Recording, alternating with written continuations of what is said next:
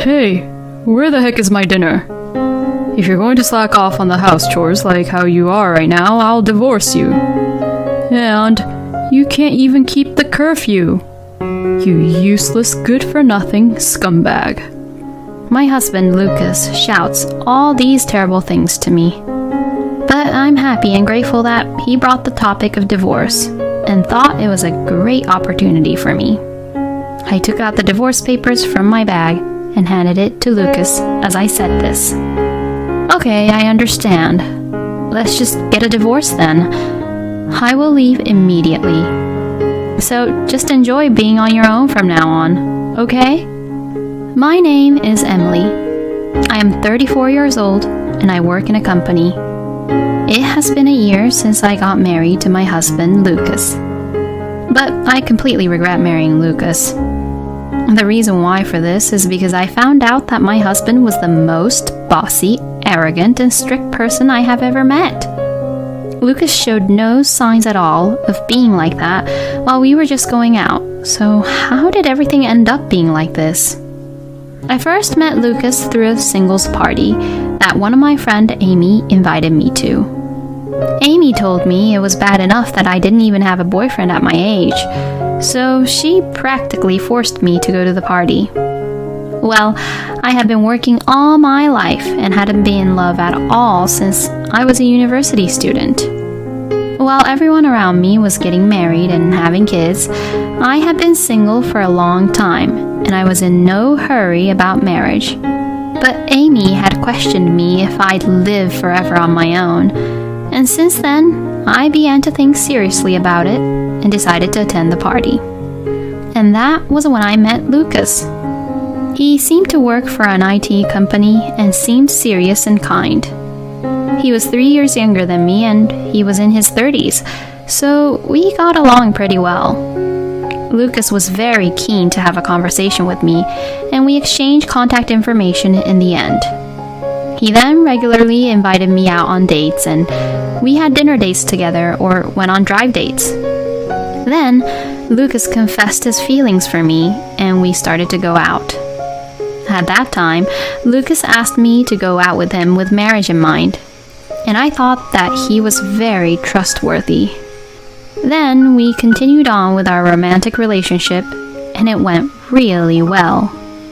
When I was busy with work, Lucas was very understanding of the situation, and he would tell me that I could put my work first, which was very helpful.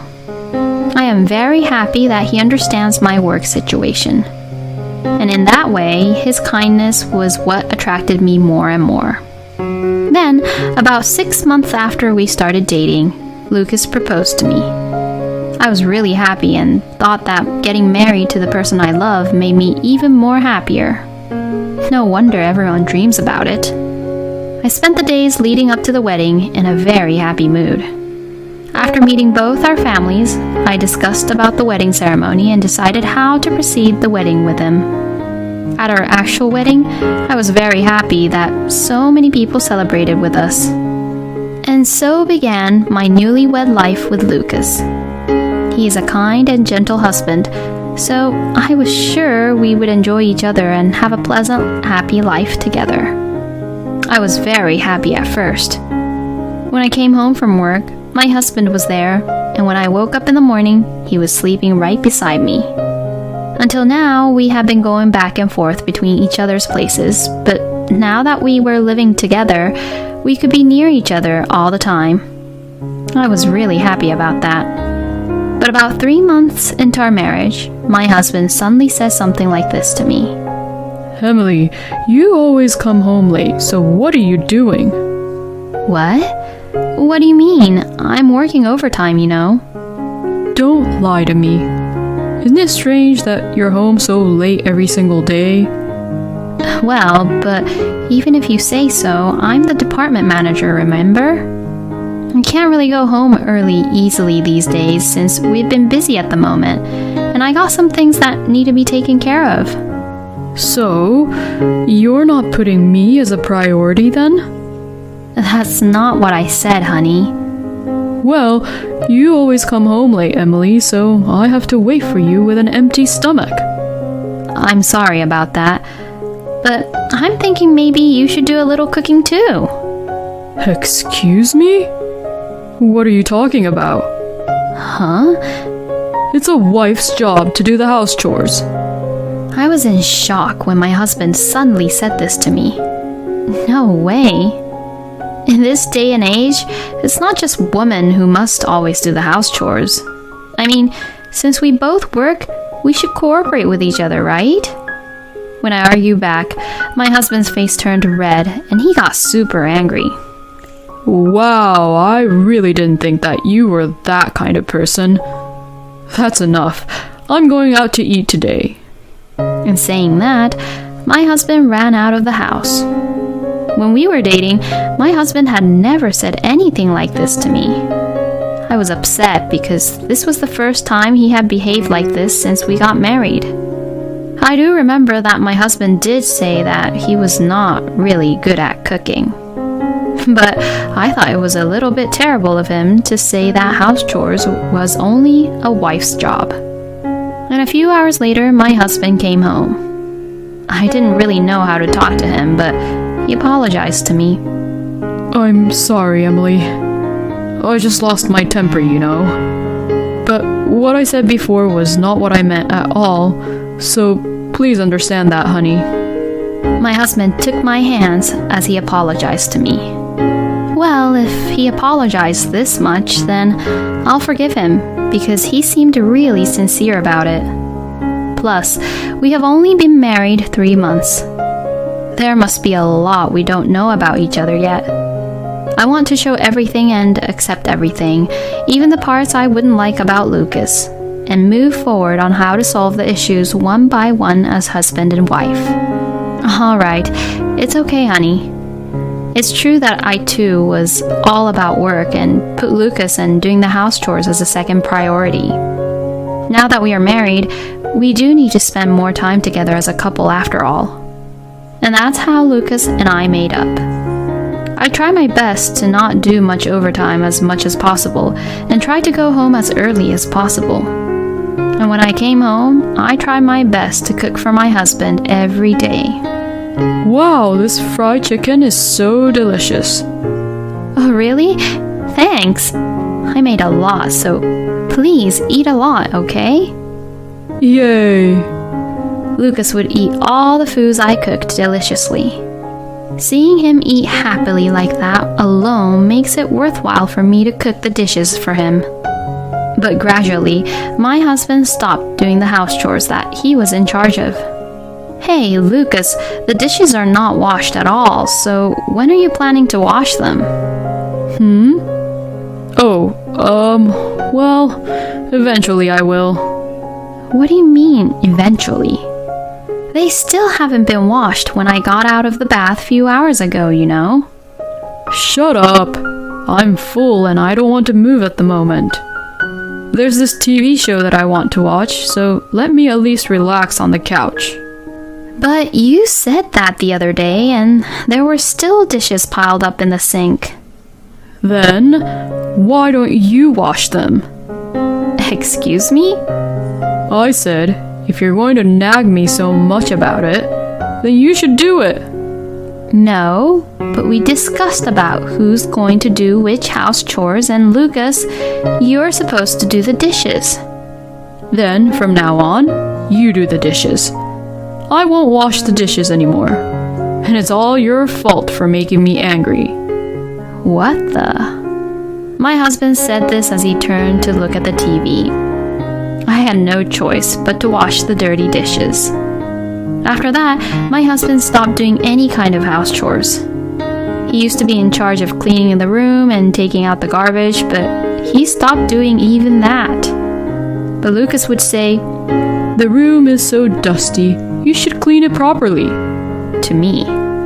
He wouldn't listen to me at all when I tried to talk back to him, and he would come up with some stupid theory saying, "You're my wife, so you better pick up the skills to clean up the rooms really fast, but in a proper way."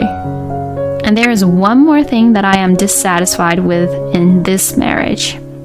And that is that my husband doesn't provide any living expenses. At first, we each provided some money from our accounts, and we were using that budget as our living expenses. But after a few months of marriage, my husband stopped providing the money for some reason. I'm sorry. I'm supposed to treat my colleagues to drinks this month. And it seems like I used a lot this month, so it's hard for me to provide you any living expenses for the moment. As Lucas says that, he never tries to provide with any money, and recently he said, I have to send money to my mom and dad. But his father, Ron, works for a major company. And Ron has been working for the same company since he graduated from university, so his salary must be pretty high. So what does it mean that Lucas has to send money to his parents? I asked my husband about it, but he says, Well, I don't really know either, but it seems like they're having some financial troubles. I was a little bit bothered by that because I wanted to find out if it was a lie or the truth, even though I knew I shouldn't go into it too much. And no matter how much I am in the position of department manager, it's still difficult for me to bear all the living expenses.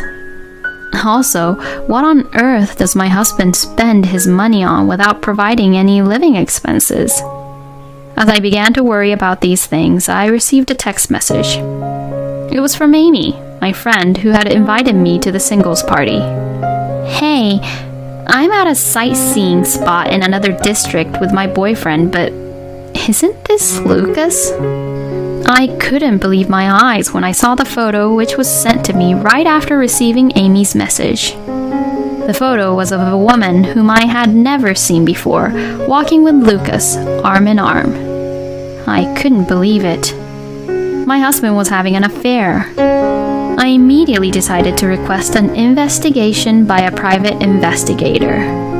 While I was waiting for the results of the investigation, the company entered its busy season. My husband had told me before that I should come home without doing any overtime, but clearly I can't be the only one to leave early during the busy season. Besides, I didn't want to just obey my husband, who was most likely having an affair, and go home early for him. Therefore, I worked overtime as much as I can and came home.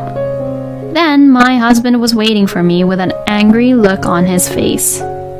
Hey, where the hell is my dinner? What time do you think it is? It's a busy season right now. That's why I've been working overtime. Huh? What the hell are you doing? Didn't I tell you before to come home early and prepare dinner instead of working overtime? If you're going to slack off on the house chores like how you are right now, I'll divorce you. And you can't even keep the curfew. You useless, good-for-nothing scumbag. My husband, Lucas, shouts all these terrible things to me. He really is a selfish, arrogant man. He really is the worst. But I'm happy and grateful that he brought the topic of divorce and thought it was a great opportunity for me. I took out the divorce papers from my bag and handed it to Lucas as I said this. Okay, I understand. Let's just get a divorce then. What? My husband was surprised that I easily agreed to the divorce. And since I had even prepared the divorce papers, he was quite surprised. What the hell? Why the hell do you have divorce papers ready already? I'm just sick and tired, and I've had enough. You don't even provide any living expenses, and you don't do any house chores at all. And yet, you yell at me and try to control me.